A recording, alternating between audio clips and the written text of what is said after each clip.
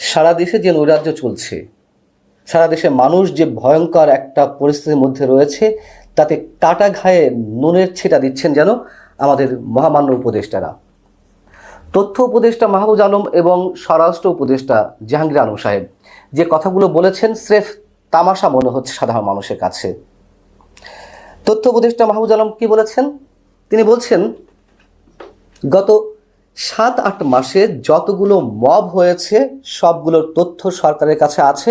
এখন থেকে যে যেখানে মব করবে তাকে সেখানেই গ্রেপ্তার করা হবে। দেশে যেই ঘটনা এখন চলছে এর সঙ্গে জড়িতরা যে ধর্ম, বর্ণ, লিঙ্গ বা পথের হোক না কেন, কেউ ছাড়া পাবে না। এবং কেউ মবের সৃষ্টি করলেও, মব জাস্টিসের ঘটনা ঘটছে এরকমটা জানতে পারলে যথাযথ আইনি প্রক্রিয়ার মাধ্যমে মামলা হবে। আমাদের জায়গা থেকে যে ব্যবস্থা নেওয়া দরকার তা নেওয়া হবে।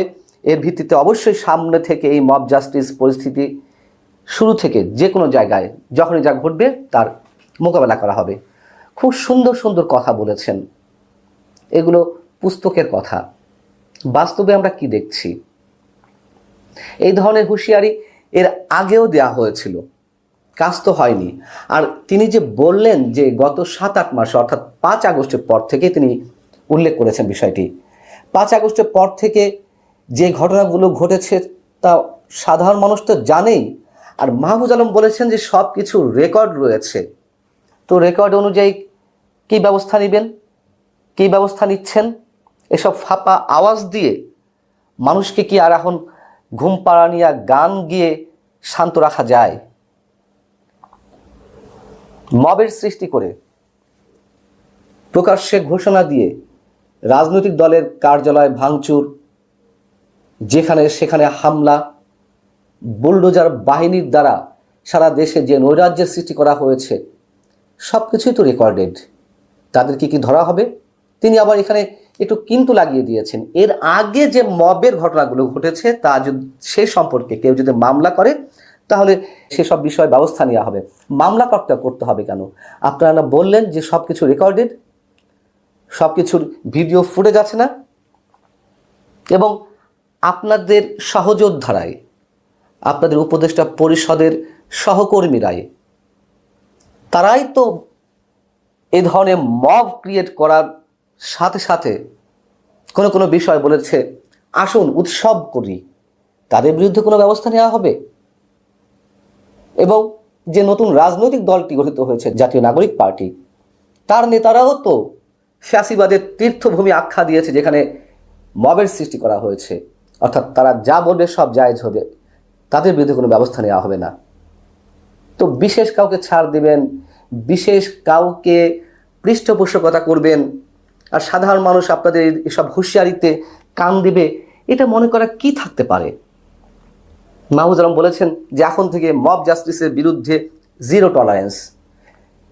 বলা ঠিক নয়, আশঙ্কা থেকে বলছি এবং সেই জায়গা থেকে নিশ্চিত করেই বলছি এ ধরনের মব আরও সৃষ্টি হবে। যার যা ইচ্ছা তাই করবে। এসব ফাঁপা আওয়াজ দিয়ে কোনো লাভ নেই। আমাদের আর এক মহান উপদেষ্টা, স্বরাষ্ট্র উপদেষ্টা, তিনি মন্তব্য করলেন যে ধর্ষণের বিরুদ্ধে জিরো টলারেন্স নীতিতে অবস্থান নিয়েছে সরকার। আইনি প্রক্রিয়ার মধ্য দিয়ে তাদের সর্বোচ্চ শাস্তি নিশ্চিতে কাজ করবে সরকার এবং বাংলাদেশের ধর্ষণের বিরুদ্ধে সরকারের অবস্থান জিরো টলারেন্স। এগুলো মুখস্থ কথা। এর আগে তিনি গভীর রাতে সংবাদ সম্মেলন করেছেন না?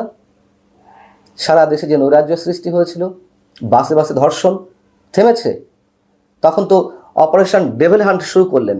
সেই অপারেশন ডেভিল হান্টে কতগুলো শয়তান ধরা পড়েছে এবং যেসব শয়তান তাদের বক্তব্য অনুযায়ী যারা ধরা পড়েছেন বা আটক করেছেন তারা সবই তো সেই আওয়ামী লীগের নেতাকর্মীরা। এইভাবে তো আর আইনের শাসন প্রতিষ্ঠা করা যায় না। স্বরাষ্ট্র উপদেষ্টা বলছেন যে হিজবুত তাহরীর বিষয়ে তিনি ক্রেডিট নেওয়ার চেষ্টা করেছেন। কি ধরনের ক্রেডিট? তিনি বলছেন নিষিদ্ধ ঘোষিত সংগঠন হিজবুত তাহরীরের সদস্যরা বাইতুল মোকাররম এলাকায় একটি মিছিল বের করে, পরে পুলিশের বাধার মুখে সেটি পণ্ড হয়ে যায় ও তাদের কয়েকজনকে গ্রেপ্তার করা হয়। সরকার এ বিষয়ে এখানেও জিরো টলারেন্স নীতি গ্রহণ করেছে। কোনোভাবেই নিষিদ্ধ সংগঠনকে রাজনৈতিক কার্যক্রম পরিচালনা করতে দেওয়া হবে না। এ ব্যাপারে আইন শৃঙ্খলা রক্ষাকারী বাহিনী তৎপর রয়েছে। তৎপর যে কতটা তা তো আমরা দেখেছি, এবং এটি তো এখন সবার মুখে মুখে।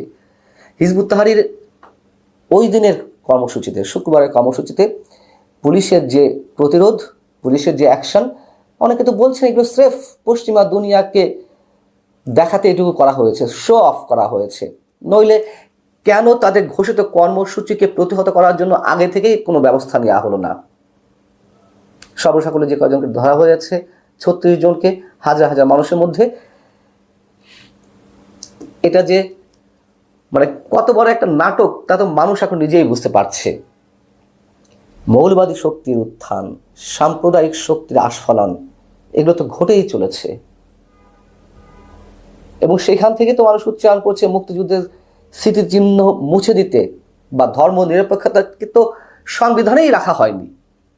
সেখানে মৌলবাদী গোষ্ঠীর আস্ফালন, সাম্প্রদায়িক শক্তির উত্থান, এগুলো ঘটবে না তো অন্য কিছু হবে? আপনাদের এইসব হুঙ্কারে, হুঁশিয়ারিতে কেউ যে কর্ণপাত করবে না সেগুলো আপনারা নিজেরাও জানেন। এসব ফাঁপা আওয়াজ দিয়ে মানুষকে বুঝ দেয়া সেই সময় এখন আর নেই। শেখ হাসিনা সরকারও অনেক কিছুতে অনেক ধরনের বুঝ দিয়েছিল, মানুষ রুখে দাঁড়িয়েছে তো এক সময়, একটা পর্যায়ে এসে। সেই জায়গা থেকেই এটুকু শিক্ষা কি কেউ নেবে না যে এইগুলো করে কেউ পার পেতে পারে না? এবং স্বরাষ্ট্র উপদেষ্টা যেমন অপারেশন ডেভিল হান্ট শুরু করার সময় বা তার আগের রাতে, গভীর রাতে তিনি যে নাটকটি করলেন, যে নৈরাজ্যের বিরুদ্ধে জিরো টলারেন্স, এই ধরনের শব্দ সেদিন উচ্চারণ করেছিলেন, কাজে কাজ তো কিছু হয়নি। এবং যেই মুহূর্তে ধর্ষণের বিরুদ্ধে তিনি জিরো টলারেন্স ঘোষণা দিচ্ছেন, ঠিক সেদিনও আমরা বিভিন্ন জায়গা থেকে ধর্ষণের খবর পেলাম। কোথাও বন্ধুর সাথে ঘুরতে গেছে, বন্ধুর সামনে মেয়েকে জোর করে তুলে নিয়ে সংঘবদ্ধ ধর্ষণ করা হয়েছে।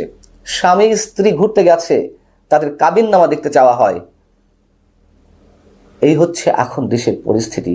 আর সেই জায়গায় এসে হালকা কয়েকটি গরম গরম কথা বলবেন আর সব ধরনের আইন শৃঙ্খলা পরিস্থিতির জায়গায় চলে আসবে, সেটা আশা করা তো বোকামি। এবং আমাদের প্রধান উপদেষ্টা, তার দৃষ্টিতে তো অপরাধের মাত্রা বাড়েনি। আন্তর্জাতিক সব গণমাধ্যমকে তিনি সব বয়ান দিয়ে বেড়ান যে অপরাধের মাত্রা বাড়েনি। তাহলে তার এত হইচয়ের কোনো কারণ নেই, তাই না? অপরাধের মাত্রা যদি নাই বেড়ে থাকে, আপনারা আগে নিজেরা সিদ্ধান্ত নেন যে কোন জায়গায় আপনারা যেতে চান, কোন ধরনের কথা আপনারা উল্লেখ করতে চান জাতির সামনে, কি উপস্থাপন করতে চান। নিজেরা সিদ্ধান্ত নিন, তারপরে মানুষকে বয়ান দিতে আসবেন।